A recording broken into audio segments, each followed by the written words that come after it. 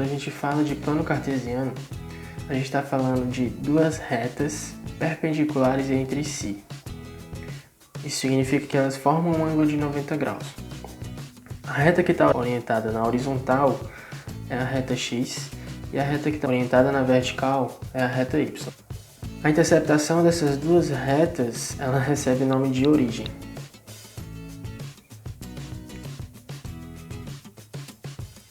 Que é o ponto 00.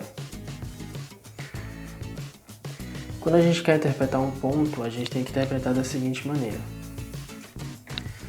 Um ponto que recebe uma letra para ser identificado e as suas orientações. O primeiro número ele orienta em relação a x e o segundo número orienta em relação a y. Em relação ao x, os números que progridem à direita eles são positivos. E analogamente para y, os números que progridem para cima, eles são positivos. Então quando a gente vai colocar no gráfico, a gente já viu que o primeiro número ele é em relação a x e o segundo número é em relação a y. O primeiro ponto que a gente tem é o ponto A, 1 e 2. Então ele é 1 em relação a x e 2 em relação a y.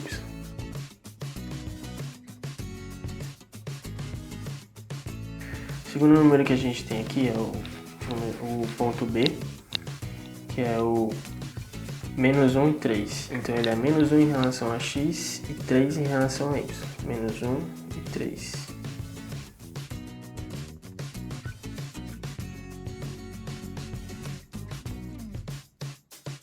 O que é importante a gente salientar aqui é que quando uma das coordenadas ela está zerada, ela pertence a outro eixo.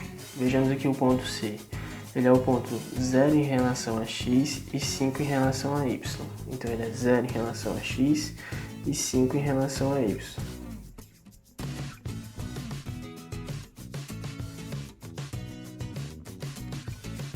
O ponto D, ele é o ponto 2 em relação a x e 0 em relação a y.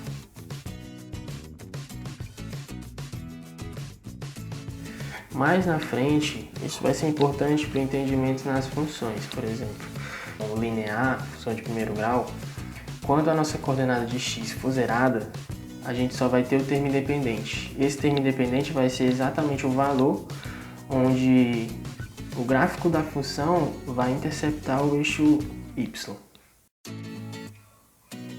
Mais para frente, isso vai ser importante para o nosso entendimento das funções.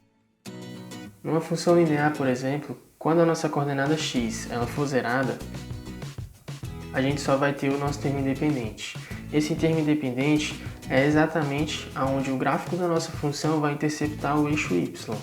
No mais, o que eu tenho só para pontuar é que esses eixos também podem receber outros nomes, né? O eixo x pode ser conhecido como o eixo das abscissas e o eixo y pode ser conhecido como o eixo das ordenadas.